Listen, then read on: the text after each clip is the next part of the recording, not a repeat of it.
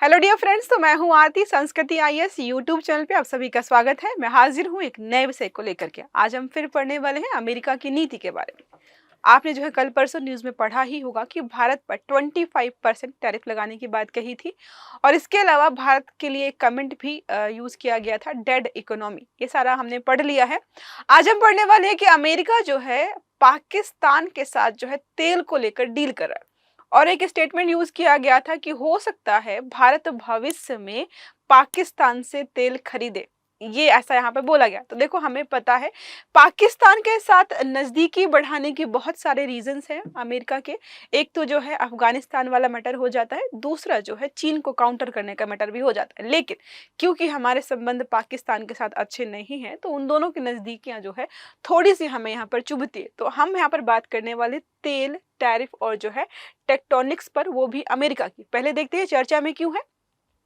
तो अमेरिकी राष्ट्रपति डोनाल्ड ट्रंप ने हाल ही में पाकिस्तान के साथ तेल भंडार समझौता किया है और म्यांमार के सैन्य शासन के प्रति जो है नरमी दिखाने का भी यहाँ पर हमें चीज दिखाई दे। तो सैन्य अगर बात करते हैं यहाँ पर, पहला कि तेल जो है भंडार समझौता, तो एक कंपनी को जो है ये सारे अधिकार देने वाले कि यहाँ पर जो है तेल वगैरह को लेकर चीजें होंगी। दूसरा, हमें पता है म्यांमार क्यों इंपॉर्टेंट हो जाता है, रेयर अर्थ एलिमेंट्स को लेकर के, जहां पर पूरा कब्जा तरीके से जो है चीन ने कर रखा है। चीन के लिए म्यांमार को बोलते हैं कि सोने का अंडा देने वाली मुर्गी है।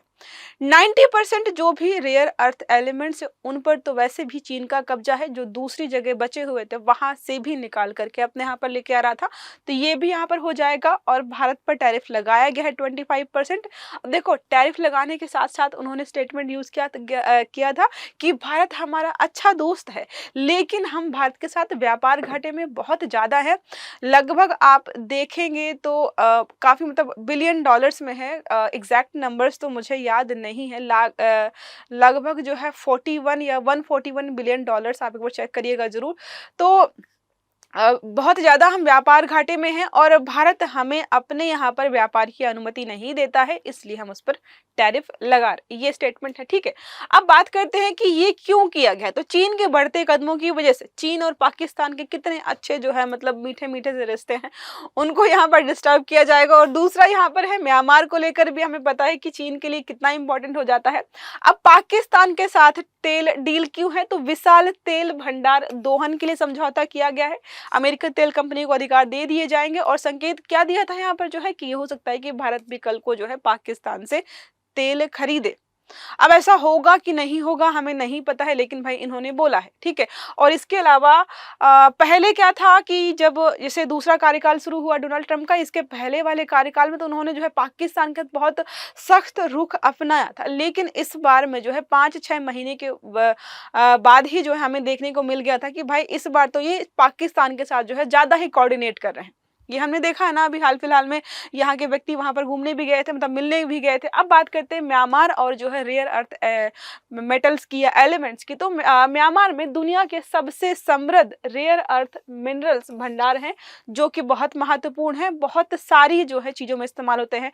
फाइटर जेट्स हो गए, मिसाइल गाइडेंस हो गया, या जो भी इलेक्ट्रॉनिक डिवाइसेस होती है, सब जगह जो है इनका इस्तेमाल किया जाता है। अमेरिका चीन पर अपनी निर्भरता, देखो 90% जो भी REE है, रेयर अर्थ एलिमेंट्स जो है, वो चीन के पास ही है और चीन ही सप्लाई करता है वैश्विक स्तर पर। तो अमेरिका क्या कहना चाह रहा है कि भाई हम चीन पर निर्भरता कम करें। कैसे? अब म्यांमार से ही हम ले लेते हैं। तो क्या किया गया है, अब नीति में बदलाव किया गया है। म्यांमार के सैन्य शासन से प्रतिबंध हटाना और सीधे KIA से समझौता। KIA एक बहुत शक्तिशाली जो है सैन्य ग्रुप कह सकते हैं, जो कि म्यांमार का है। और जितने भी यहाँ पर खदानें हैं REE, वो सारी जो है इसी के कंट्रोल में है और इन्हीं के माध्यम से चीन अपने यहाँ पर जो है रेयर अर्थ एलिमेंट्स लेकर जा रहा है। लेकिन काफी समय से ऐसा लग रहा है कि जो है मतलब ये जो ग्रुप है, सैन्य ग्रुप है, जो कि सब चीजें कंट्रोल कर रहा है म्यांमार में, उसका शोषण चीन के द्वारा किया जाए। तो वो भी अपना कोई वैकल्पिक मतलब दूसरा दोस्त खोज रहे हैं और ऐसे में अमेरिका हाथ बढ़ाएगा तो जाहिर सी बात है यहाँ पर थोड़े से भू राजनीतिक जो इस तरह के रिलेशन हैं अलग अलग देशों के साथ बदलते हमें दिखाई देंगे। अब बात करते हैं कि इसके अलावा रणनीति क्या हो सकती है। तो ये एक है कि चीन को घेरने की रणनीति है।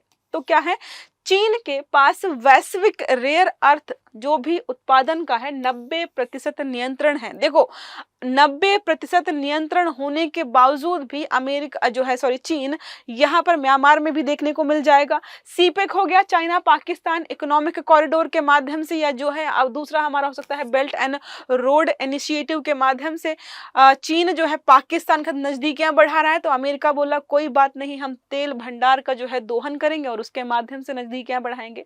तो ये क्या कर रहा है, तो काउंटर करने का प्रयास किया जा रहा है, क्योंकि जो चीन की मोनोपोली है ना सप्लाई चेन में, कि किसी के पास है ही नहीं। अब जो म्यांमार से खनन करके अपने यहाँ पर जो रेयर अर्थ एलिमेंट्स लेके जा रहा है, और मतलब मैक्सिमम अगर देखिए जितने भी वहाँ पर भंडार है चीन के ही कब्जे, अगर चीन का वहाँ पर कब्जा नहीं होता तो अलग अलग देशों को भी मौका मिलता। तो जो चीन है महंगे महंगे दामों पे जो प्रोडक्ट्स उनको बेचता है, इस प्रकार के उनको थोड़े सस्ते में मिल जाते हैं। ये सारी चीज़ें हैं जिनको ध्यान में रखकर जो है किया जा रहा है। अब बात करते हैं भारत के लिए चिंता यहाँ पर क्या है। पहली बात तो जो उन्होंने 25% टैरिफ हमारी लगाया है, इसके अलावा जो है 6 भारतीय कंपनियों पर बैन भी लगाया। तो इसके चलते व्यापारिक तनाव जो है दोनों देशों के बीच बढ़ा हुआ है। अब भारत का अमेरिका के साथ रणनीतिक संबंध और क्वाड सहयोग अब नए रूप में जो है सोचने की आवश्यकता है। जो अमेरिका ने ये किया है, ऐसा लग रहा है कि अमेरिका क्वाड के इतर एक और नए प्रकार का ग्रुप बनाने की कोशिश कर रहा है, जिसमें बांग्लादेश हो सकता है, चीन हो सकता बांग्लादेश हो सकता है, म्यांमार हो सकता है, पाकिस्तान हो सकता है, कल को और भी देश यहाँ पर एड ऑन हो सकते हैं। तो ऐसा ही ग्रुप दूसरा, लेकिन जो अलग कार्यप्रणाली पर काम करेगा। अमेरिका की भारत के बजाय पाकिस्तान के साथ जो दोस्ती है, इसके अलावा म्यांमार के साथ जो नजदीकियां बढ़ रही हैं, ये हमारे लिए थोड़ी सी कूटनीतिक रूप से चुनौतीपूर्ण लग रहा है। अब बात करते हैं यहाँ पर जो है रेयर अर्थ जो है एलिमेंट्स, या इसको लेकर जो कूटनीति उसके बारे में बात करते हैं। तो अमेरिका चाहता है कि भारत और जो भी क्वाड मेंबर्स हैं वो सारे मिल करके ये जो एलिमेंट्स हैं या मतलब अर्थ एलिमेंट्स हैं उनकी प्रोसेसिंग करें। सिर्फ चीन ही क्यों करे, लेकिन पॉसिबिलिटीज है नहीं, सारे अधिकार उसने वहां पर ले रखे हैं। चीन की ग्लोबली मोनोपोली जो है, ग्लोबल मोनोपोली है, उसको एक तरीके से काउंटर करने का प्रयास किया गया है। अब इससे बदलाव क्या क्या हो जाएगा, तो पाकिस्तान का अमेरिका का सहयोग बढ़ाना अफगानिस्तान विड्रॉल के बाद पहली बड़ी रणनीति है। इसके अलावा अगर आप थोड़ा सा और डिटेल में जाकर देखेंगे तो अफगानिस्तान की तालिबान सरकार को रूस ने जो है वहां पर क्या कर दिया था, मान्यता दे दी थी। तो अब क्या करना पड़ेगा, अफगानिस्तान के पड़ोसी को जो है यूएसए को थोड़ा तो जो है बैलेंस करना पड़ेगा, वो भी रणनीति यहाँ पर हो सकती है। म्यांमार के सैन्य शासन से प्रतिबंध हटाना, अब प्रतिबंध हटाएंगे, या तो जो है सैन्य शासन से बातचीत करेंगे, थोड़े रिश्ते ठीक करेंगे, या तो आपको सैन्य प्रतिबंध हटाने पड़ेंगे ताकि जो है अपने लाभ के लिए काम कर सको। तो अब प्रश्न उठ रहा है कि लोकतंत्र ज्यादा जरूरी है या भू संपदा ज्यादा जरूरी है। हमें तो दिख रहा है कि भू संपदा ज्यादा जरूरी है, उसी की वजह से लोकतंत्र को जो है साइड में रखकर बात की जा रही है।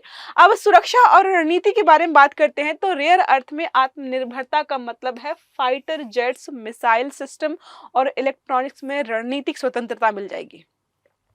अभी भी अमेरिका, जैसे हम अमेरिका के साथ जो है व्यापार घाटे में रहते हैं और अमेरिका चीन के साथ भी व्यापार घाटे में रहता है, बाकी हम चीन के साथ व्यापार घाटे में, ये एक सर्कल है जो कि चलता रहता है। हम किसी के साथ व्यापार घाटे में है, कोई हमारे साथ व्यापार घाटे में है, ये चलता रहता है। अब बात करते हैं यहाँ पर जो है रेयर अर्थ एलिमेंट्स की, इसको लेकर जो है भारत में स्थिति क्या है। हमें पता है 17 है टोटल, अलग अलग प्रकार के हैं, लेकिन वो हम बहुत बार पढ़ चुके हैं, काफी समय से जो है चर्चा का विषय बना हुआ है।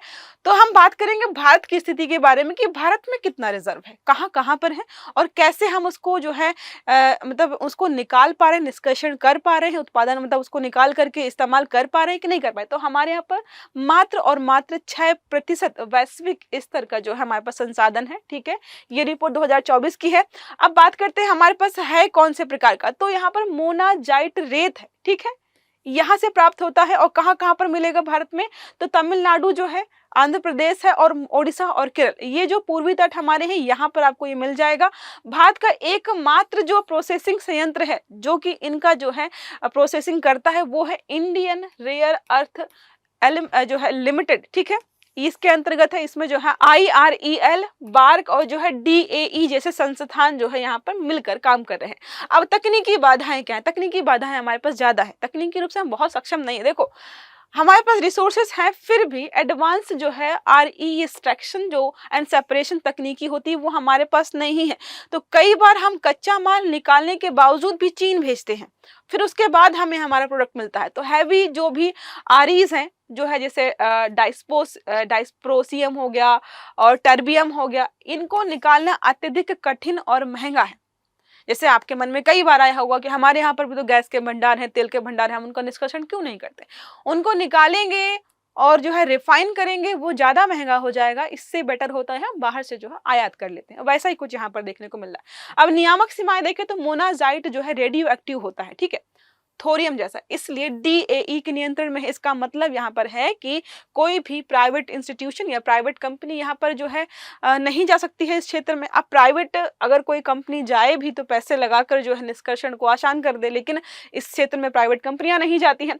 प्रोसेसिंग इंफ्रास्ट्रक्चर की कमी है, देखा ही हमने कि हमारे पास इंफ्रास्ट्रक्चर है ही नहीं, इसलिए हमें क्या करना पड़ता है, मैग्नेट फैब्रिकेशन चीन से ही कराना पड़ता है। हम यहाँ पर जो है निष्कर्षण भी कर ले तो फैब्रिकेशन, मैग्नेट फैब्रिकेशन के लिए कहाँ भेजते हैं, चीन भेजते हैं। मांग और रणनीतिक भंडार की कमी, तो जितनी हमारे यहाँ पर डिमांड है उतना हम उत्पादन नहीं कर पाते हैं, इसलिए भी हमें जो है विशेष निवेश की आवश्यकता है, इसके अलावा बाहर से लेकर के। अब एक टर्म यहाँ पर है इंडो पैसिफिक इकोनॉमिक फ्रेमवर्क, आपको लग रहा होगा यहाँ कैसे आया। तो जितनी भी हलचल हो रही है सारा इसी इलाके में हो रही है, और यूएसए भी सम्मिलित है, और कई चीजें ऐसी हैं जिनको लेकर हमें बात करनी पड़ेगी। चीन भी है, यूएसए भी है, और भी अन्य प्रकार के देश। तो यहाँ पर 14 देश हैं, ठीक है। प्रमुख लोकतांत्रिक और भू रणनीतिक शक्ति के रूप में इसको जाना जाता है। हालांकि कुछ नियम कानून ऐसे हैं जहां पर भारत सहमत नहीं है, हस्ताक्षर करता भी नहीं है। भारत ने सप्लाई चेन, क्लीन जो है इकोनॉमी और फेयर इकोनॉमी पिलर्स को समर्थन नहीं दिया है। अब इसके पीछे कारण क्या है ये हम बात करेंगे। इसके अलावा जो है ट्रेड पिलर पर भी भारत यहाँ पर शामिल नहीं हुआ है। आपत्तियां क्या क्या है। अब डिजिटल ट्रेड से जुड़ी हुई जो भी समस्या है जिसके तहत हमने आपत्तियां दर्ज कर रखी है, तो भारत ने डिजिटल डाटा ट्रांसफर व प्राइवेसी नियमों में आईपीईएफ की भूमिका पर आपत्ति जताई है। डब्ल्यूटीओ में भी इसी स्टैंड पर है हम। बाध्यकारी समझौतों की आशंका, तो ऐसा लगता है हमें कि भाई हम अगर इनमें जो है सम्मिलित हो जाएंगे, हस्ताक्षर करता है, तो नॉन बाइंडिंग नेचर के बावजूद भी भारत को यहाँ पर डर है कि वित्तीय व डाटा नीतियां प्रभावित हो जाएंगी हमारी। इसके चलते बहुत सारे जो है यहाँ पर ऐसे सहयोग या कह सकते हैं ऐसे नीति हैं जिनमें हम सहमत नहीं है। 14 पिलर्स है, उसमें कुछ में है ठीक है, बाकी पे हम नहीं काम कर रहे। अब गैर टैरिफ उपायों पर संदर्भ यहाँ पर क्या है, तो गैर टैरिफ हमें पता होता है कि चलो ठीक है ड्यूटी बढ़ा देंगे, महंगे हो जाएंगे, लेकिन कई बार जो विकसित देश होते हैं वो गैर टैरिफ उपायों में क्या करते हैं, क्वालिटी वाला इशू जो है जनरेट कर देंगे कि क्वालिटी अच्छी नहीं है, हाइजीन मेंटेन नहीं किया गया है, केमिकल्स ऐसे इस्तेमाल किए गए हैं। अब अगर ऐसा किया जाएगा तो हमारे जो भी जो है एग्रीकल्चर जो है सेक्टर के जो भी प्रोडक्ट्स हैं, एमएसएमईज के जो भी प्रोडक्ट्स हैं, उनको मार्केट नहीं मिल पाएगा। इसलिए भी हमने यहाँ पर जो है हस्ताक्षर नहीं कर रखे। चाइना प्लस नीति को यहाँ पर बदलने की बात करें या बल की बात करें, तो आईपीईएफ के जरिए भारत वैश्विक सप्लाई चेन में विकल्प बन सकता है। इसके अलावा क्षेत्रीय सहयोग और निवेश की बात करें तो क्लीन एनर्जी हो गया, सप्लाई चेन हो गया, जो भी चीजें यहाँ पर हैं हम वहां पर एक निवेश की संभावना भी तलाश रहे हैं। इसके अलावा बात करें गैर टैरिफ बाधाओं को बचाओ, तो फेयर इकोनॉमिक पिलर्स के जरिए भ्रष्टाचार निरोधक उपाय, पारदर्शिता और टैक्स जो है डेटा साझेदारी को बढ़ावा दिया जा रहा है। तो जो भी चीजें हैं ताकि हम अपना ट्रेड वैश्विक स्तर पर कर पाए। अब ट्रेड की ही तो बात हो रही है। अमेरिका ने जो प्रतिबंध लगाए हैं या जो भी नई नई रणनीतियां लेकर के आ रहा, ट्रेड पर ही तो हो रहा है कि हम व्यापार घाटे में हैं तो हम तुम पर टैरिफ लगाएंगे, तुम अपने प्रोडक्ट्स को हमारे मार्केट में लेके नहीं आ पाओगे, तुम्हारी इन कंपनियों पर प्रतिबंध लगा देंगे। तो सब कुछ जो है इंडो पैसिफिक वाले क्षेत्र में हो रहा है और व्यापार को लेकर के हो रहा है, इसलिए जो हमने ये लास्ट वाला टॉपिक कवर किया। अब एक प्रश्न हमारा है, निम्न में से कौन सा कथन सत्य है। तो अमेरिका ने, पहला स्टेटमेंट हमारा है, अमेरिका ने म्यांमार के सैन्य शासन पर प्रतिबंध और कड़े कर दिए हैं। दूसरा है, अमेरिका KIA के माध्यम से रेयर अर्थ सप्लाई के लिए म्यांमार से समझौता कर सकता है। अब सही आंसर जो है आपको कमेंट बॉक्स में बताना है। आई होप टॉपिक आपको समझ में आया होगा। तो वीडियो अच्छा लगा तो वीडियो को लाइक करना है, चैनल को सब्सक्राइब करना है, बेल आइकन दबाना है ताकि जितने भी इस प्रकार के आर्टिकल्स हैं वो सारे आपको समय पर मिलते हैं। तो अच्छे से पढ़िएगा। Have a good day. Thank you.